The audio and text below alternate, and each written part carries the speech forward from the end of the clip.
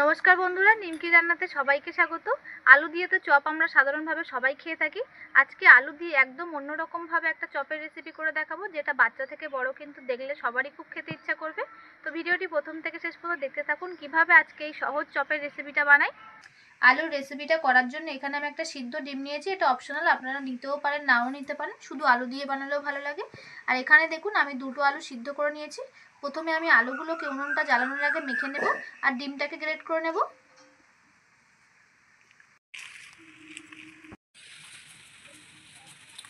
আলুটা মেখে নিয়ে সাইডে রাখার পর এবার আমি ডিমটাকে গ্রেট করে নিচ্ছি। ডিমটা দিলে কিন্তু আলুর এই রেসিপির টেস্টটা দ্বিগুণ বেড়ে যায়, না দিলেও কিন্তু সুন্দর হয়। আলুটাকে মাখিয়ে নেওয়া হয়ে গেছে, ডিমটাকে গ্রেট করে নেওয়া হয়ে গেছে। এবার আমি উনুনটাকে জ্বালিয়ে নেব। উনুনটা জ্বালিয়ে নেওয়া হয়ে গেছে। কড়াইতে দিয়ে দিচ্ছি কুচানো পেঁয়াজ, তারপর দিয়ে দিচ্ছি 3-4 কোয়া মতো রসুন গ্রেট করা, তারপর দিয়ে দিচ্ছি মেখে রেখে দেওয়া আলু। আপনারা কিন্তু আমি যে উপকরণগুলো দিয়ে বানাচ্ছি সবগুলো উপকরণ কিন্তু কাঁচা আলুর সঙ্গে মাখিয়ে নিলেও হবে, কিন্তু কষিয়ে নিলে একটু টেস্টটা ভালো আসে বলে আমি কিন্তু আলুটাকে কষিয়ে নিচ্ছি। এখানে দিয়ে দিচ্ছি আলুর মধ্যে স্বাদ মতো নুন, অল্প একটু হলুদ গুঁড়ো, ঝাল অনুযায়ী লঙ্কা গুঁড়ো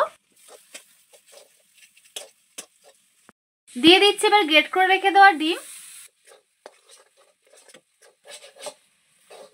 কাসুরি মেথি হাত দিয়ে একটুখানি আমি ডলে নিয়েছি, দিয়ে দিচ্ছি একদম অল্প পরিমাণে আদা, একটু লাস্টের দিকেই দিলাম। খুব সুন্দর করে আমার আলুটা কষিয়ে নেওয়া হয়ে গেছে। এবার আমি এটাকে নামিয়ে নিচ্ছি একটা প্লেটে।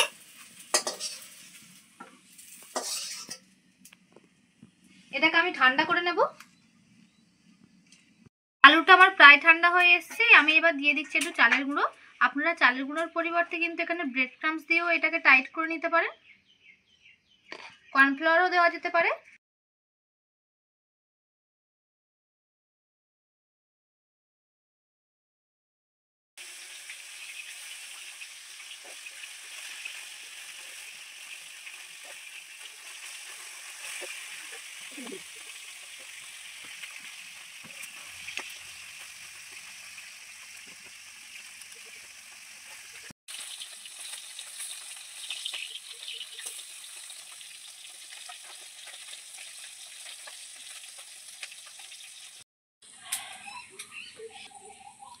এইভাবে আমি আলুটাকে চামচের সাহায্যে কেটে নিয়ে তারপর হাত দিয়ে একটু ত্রিভুজের শেপে দিয়ে দিচ্ছি।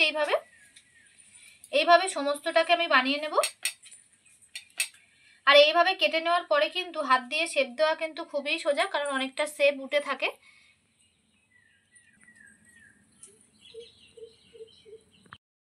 আলুর এই চপটাকে একটু ক্রিস্পি আর একটু অন্যরকম বানানোর জন্য নিয়েছি এখানে একদম সরু সরু যে সিমুইগুলো হয় সেই সিমুইটা।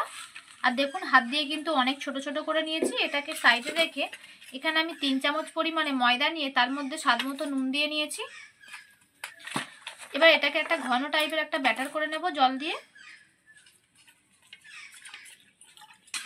দেখুন আমি জল দিয়ে ঠিক এরকম একটা ঘন টাইপের একটা ব্যাটার করে নিয়েছি ময়দার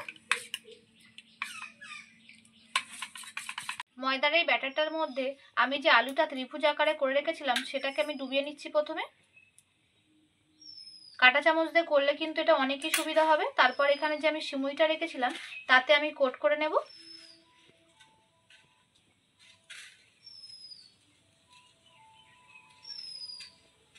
সিমুইয়ে কোট করার জন্য কিন্তু খুব সুন্দর দেখতেও লাগবে আর খেতেও কিন্তু খুব ক্রিস্পি হবে।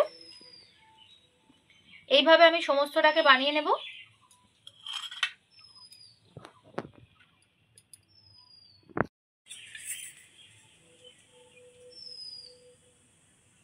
আর ময়দার যে ব্যাটারটা করেছিলাম সেটাকে কিন্তু একটু মোটা হতে হবে।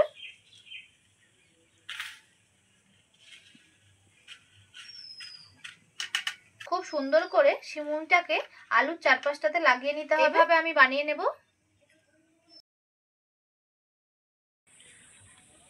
সিমুইগুলো লাগিয়ে নিয়েছি আর খুব সুন্দরভাবে কিন্তু এটা সেট হয়ে গেছে।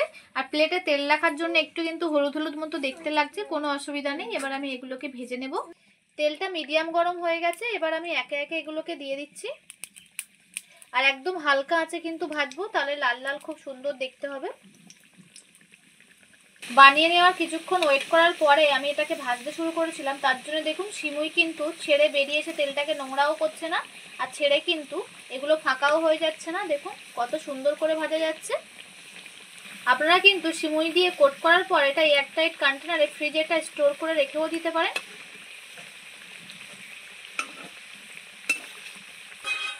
সুন্দর করে আমার ভেজে নেওয়া হয়ে গেছে, আর এগুলোকে আমি এবার নামিয়ে নিচ্ছি। আর দেখুন কত সুন্দর হয়েছে, একটাও কিন্তু ভেঙেও যায়নি। আর কতটা যে ক্রিস্পি হয়েছে না ভেঙে দেখালে আপনারা কিন্তু বুঝতেই পারবেন না। বাকিটাকেও আমি এবার একইভাবে ভেজে নেব, আর একদম হালকা আঁচে ভাজবো।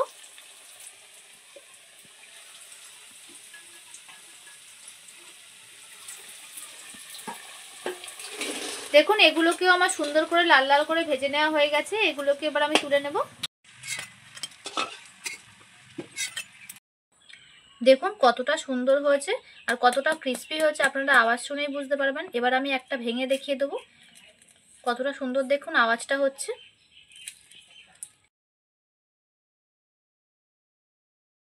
আর ভিতরটা দেখুন কতটা সুন্দর, আর বাইরেটা একদম ক্রিস্পি। আপনারা সবসময় আলুর চপ না খেয়ে একবার এইভাবে একবার আলুর রেসিপিটা বানিয়ে দেখবেন, খুব অল্প খরচে দারুণ কিন্তু খেতে হয় এটা।